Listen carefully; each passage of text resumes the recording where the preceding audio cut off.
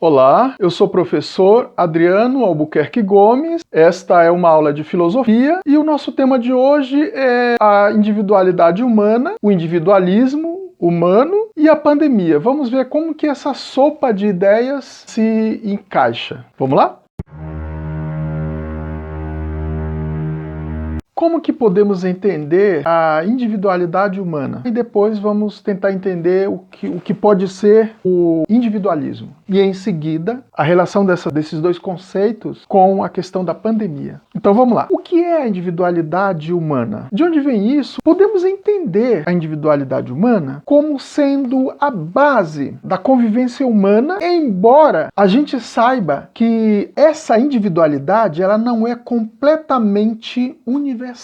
Há sociedades em que a individualidade não é a base. Há sociedades em que a base é o holístico. Há sociedades que são holísticas e não individualistas. Nossa sociedade brasileira ela é predominantemente individualista, embora tenha elementos holísticos. Por exemplo, quando a gente pensa na Constituição brasileira, a lei maior do país, lá tem elementos que colocam a sociedade brasileira como tendo características holísticas, mas não é o holístico que predomina no Brasil. A nossa sociedade brasileira, o que predomina é a individualidade humana. E várias outras sociedades, o que predomina é a individualidade. Mas então o que é essa individualidade? Podemos pensar que ela é a base. Mas como que se entende essa individualidade? Vamos trazer aqui para nossa aula dois filósofos. Um é o representante do racionalismo, que é René Descartes. O outro é o Sartre. Jean-Paul Sartre é um representante do existencialismo. Então são dois pensamentos um pouco diferentes um do outro. Então vamos lá, vamos começar com Descartes.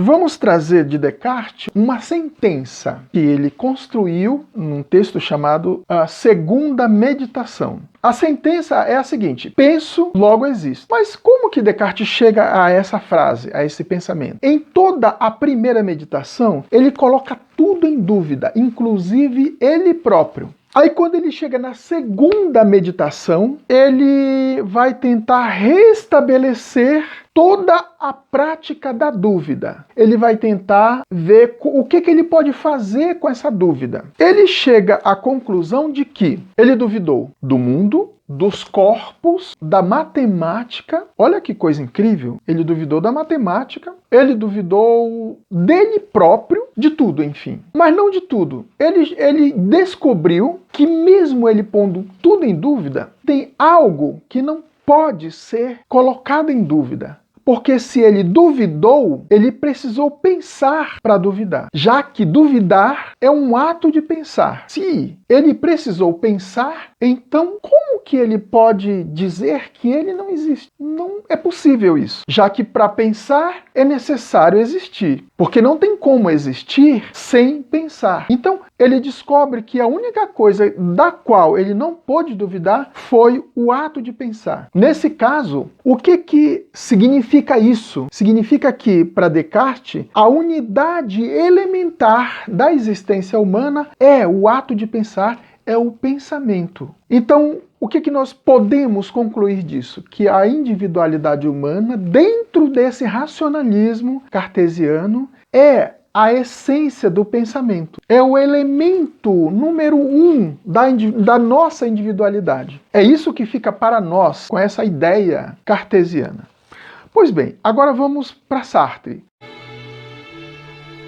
Sartre tem um pensamento que diz o seguinte: o homem está condenado a ser livre. O que isso significa? Significa que nós, quando viemos ao mundo, quando eu nasço só. Eu me encontro diante de um grande vazio. Um vazio de quase tudo. Porque quando eu venho ao mundo, eu tenho um pai, eu tenho uma mãe e pessoas ao nosso redor. Então, esse vazio é vazio de quê? É vazio de sentido. É vazio da existência. Porque enquanto eu não sei o que eu sou, enquanto eu não me descubro, eu não descubro a minha existência. E não descubro também o sentido da minha existência. Então esse vazio, ele é o pior vazio que pode existir. Porque o vazio das pessoas, isso eu vou ter. Eu tenho um pai, eu tenho uma mãe, irmãos, colegas, amigos. Mas eles não vão me dar o sentido da minha existência. Eles podem até dar palpite, eles podem até palpitar, eles podem até opinar, mas eu é que vou ter que descobrir essa existência. Eu é que vou ter que tirar de mim esse grande abismo entre eu e a minha existência. Parece que há um abismo. Cá estou eu e a minha existência está aqui. Entre eu e a minha existência tem um grande abismo, tem um grande vazio. Cabe a mim tirar esse vazio da minha frente e me encontrar com a minha existência. O que isso significa? Significa que eu não nasço igual eu nasço em René Descartes. Porque em René Descartes eu já nasço capaz de pensar quanto é 2 mais 2. Ou melhor, essa equação já está em mim, né? Ela já está configurada de alguma maneira em mim. E se eu pensasse em Platão, por exemplo? Aí é que... E tudo isso já estaria em mim. Mas em Sartre não. Em Sartre, toda essa configuração de sentidos, toda essa capacidade de entender as coisas só vai acontecer à medida em que eu vou me aproximando da minha existência. Olha só, a minha mão aqui e essa minha outra mão aqui. Aqui sou eu. Aqui é a minha existência. Então, na medida em que eu vou me aproximando da minha existência, aí sim, eu vou conseguindo entender as coisas. Eu vou conseguindo o sentido das coisas. O sentido dessa existência, né? Eu vou me aproximando da minha existência. É possível que eu me aproxime assim da minha existência? Talvez sim, talvez não. Talvez eu pare aqui, ó. Talvez eu pare aqui. Aqui. Talvez eu chegue próximo. Ou talvez eu chegue. Mas não é de todo garantido que eu vou topar com a minha existência. Mas é possível que eu tope assim, ó, com a minha existência. Agora, o que tem de Descartes em Sartre e o que tem de Sartre em Descartes? Na medida em que eu busco a minha existência, na medida em que eu faço esse movimento para a minha existência, na medida em que eu me movo em direção a mim próprio, eu tenho que lançar mão da minha capacidade de buscar o sentido daquilo que eu estou buscando, que sou eu mesmo. Então esse elemento de pensar, essa potência de pensar, de alguma maneira ela está em mim, mas ela só vai se manifestando na medida em que eu vou vivendo, na medida em que eu vou me aproximando, me movimentando para si, para mim. De modo que esse elemento cartesiano, ou seja, esse elemento pensamento, eu vou me encontrando com ele, aos poucos. Então isso é Descartes em Sartre. Mas o que tem de Sartre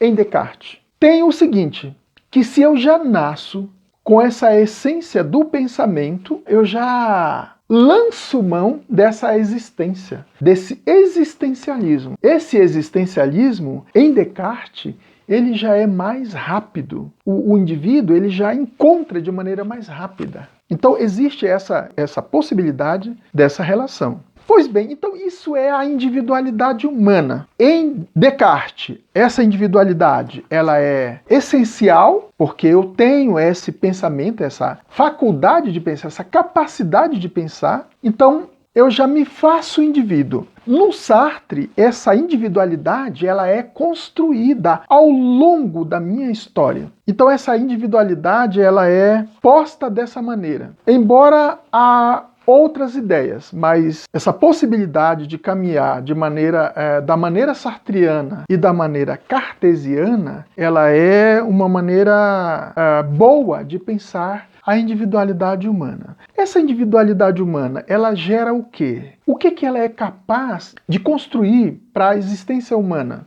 Pensando agora não mais como individualidade, mas pensando como humanidade. Essa individualidade humana, ela é capaz de gerar aquilo que a gente pode chamar de rede. Rede de quê? Rede de Facebook? Rede de Twitter? Não, ela é capaz de gerar uma rede de individualidade. Essa rede de individualidade, ela vai possibilitar uma sociedade. Cada indivíduo é uma unidade dessa sociedade e essas individualidades, elas podem construir muitas coisas boas. Por exemplo, essa rede pode gerar a empatia, a política e ela pode gerar a solidariedade. Essas coisas só são possíveis se essas individualidades gerarem essa rede de indivíduos conectados entre si. Aí você tem uma sociedade, aí você tem uma humanidade construída por meio das singularidades, que são os indivíduos. Agora, o individualismo. Vamos tentar resumir o que seria essa ideia da individualidade. Veja, se eu tenho um indivíduo,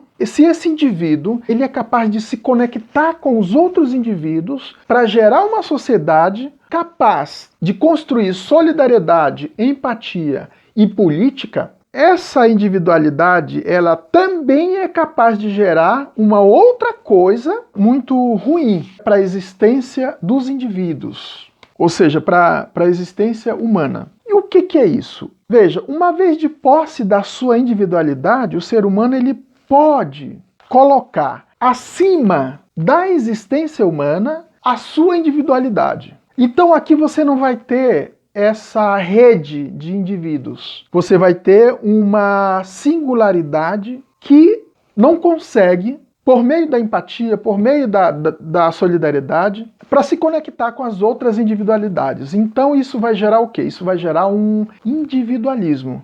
Essa unidade solta no meio de tudo. Por que é possível isso? Porque o indivíduo coloca acima de todas as coisas a sua individualidade. Ao invés dele se conectar com os outros, ele se conecta consigo próprio, com aquilo que ele descobriu dele. Então veja, se essa sua individualidade foi capaz de gerar uma riqueza, então ele vai tomar essa riqueza para si e vai usar essa riqueza como se essa riqueza fosse toda a sua existência. E aí ele vai caminhar, ele vai viver com esse individualismo, com esse sentido da existência dele. Isso gera o quê? Isso gera muitas coisas. Por exemplo, isso pode gerar o bolsonarismo, o nazismo, o fascismo. Se a gente observar a vida anterior do Bolsonaro, antes de chegar à presidência da República, nós vamos perceber, e o YouTube tem vários registros do que eu vou dizer agora, nós vamos perceber que o Bolsonaro é um indivíduo cheio de vontades próprias. Ah, mas todo mundo tem vontades próprias. Veja, os registros que eu tenho encontrado são de um indivíduo que tem vontades próprias, mas essas vontades próprias são projetos individualistas. Se a gente fizer uma busca da vida dele, a gente vai perceber que todas as suas vontades são vontades colocadas por ele acima de tudo. Isso, ao longo do tempo da vida do Bolsonaro, gerou o bolsonarismo. Há quem diga que não existe um movimento chamado bolsonarismo,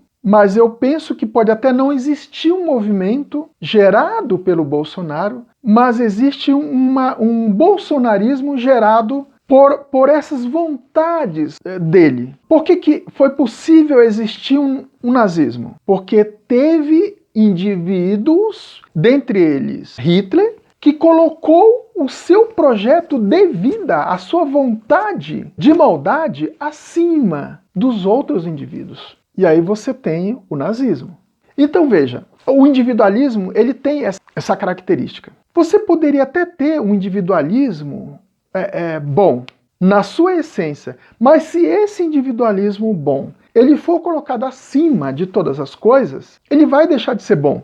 Porque nada que seja individual pode ser colocado ou tem que ser colocado acima de todas as coisas. Aquilo que é bom para a existência, ela tem que se mesclar com as outras individualidades. de tal modo que, quando ela se mescla, ela perde a singularidade individualista e passa a integrar uma rede de singularidade. Então aí você tem uma coisa chamada multiplicidade. O que tem a ver esse individualismo e essa individualidade? Podemos dizer que o individualismo ele não vai ajudar aqueles seres humanos que estão passando fome nessa pandemia, mas a individualidade humana, conectada com todas as individualidades em rede e tendo o sentido político, tendo o sentido da empatia e tendo o sentido da solidariedade, essa individualidade, sim, pode ajudar as pessoas que estão passando fome nessa pandemia e ela pode ajudar a nós sairmos dessa pandemia muito melhor do que entramos, apesar de todas as perdas que tivemos nessa pandemia. Perdas de vida, que são muitas.